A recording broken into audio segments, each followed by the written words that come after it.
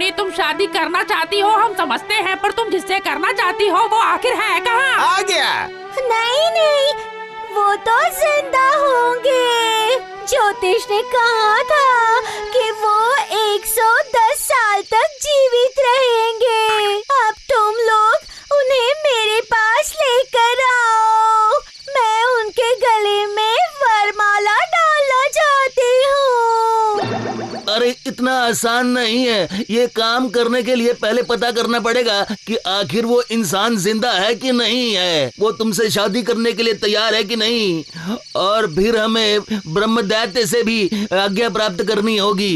ठीक है, तो मैं ब्रह्मदत्त बाबा को कुछ भी करके राजी कर लूंगी। अगर ऐसा नहीं हुआ तो मैं अन्न जल छोड़ दूंगी और ये शाक चुन्नी का जीवन त्याग दूंगी।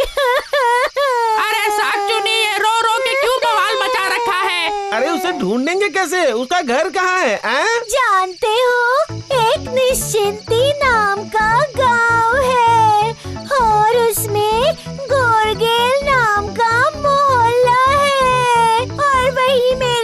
शांत हो जाओ। ये बताओ, तुम मुझसे शादी इसलिए नहीं करना चाहते क्योंकि ये पहले की तरह खूबसूरत नहीं? देखो भाई, पहली बात तो वो बिल्कुल बदसूरत हो गई है और दूसरी बात वो पहले भी मुझसे बहुत झगड़ा करती थी और शायद अब भी करेगी। अच्छा, लड़ाई करती थी। हाँ, वो जितने दिन मेरे साथ रही हर दिन उसने झाड़ू से मेरी बहुत पिटाई की है। एक भी दिन ऐसा नहीं गया जिस दिन मेरी पिटाई ना हुई हो।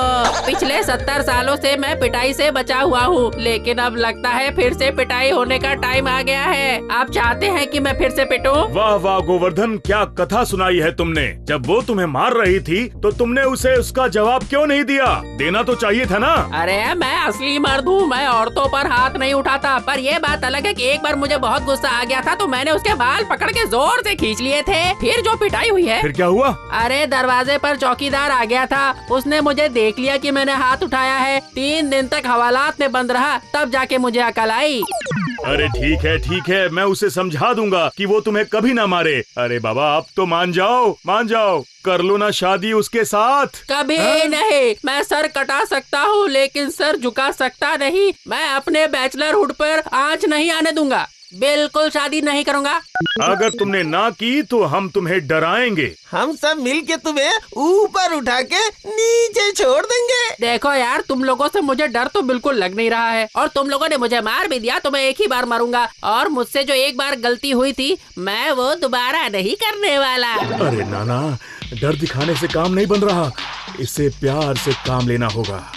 अच्छा एक बात सुनो, अगर तुमने इससे शादी कर ली तो हम तुम्हें बहुत सारी जमीन देंगे। ये तुम्हारे सामने जो जमीन है वो हम तुम्हें दान में दे देंगे।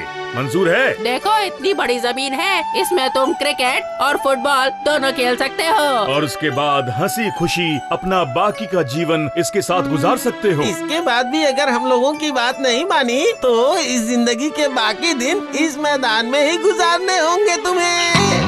लगता है ये ऐसे नहीं मानेंगे, अब इनके लिए दूसरी चाल चलनी पड़ेगी। ठीक है, आप लोग कह रहे हैं तो मैं शादी करूंगा। शादी करोगे तुम?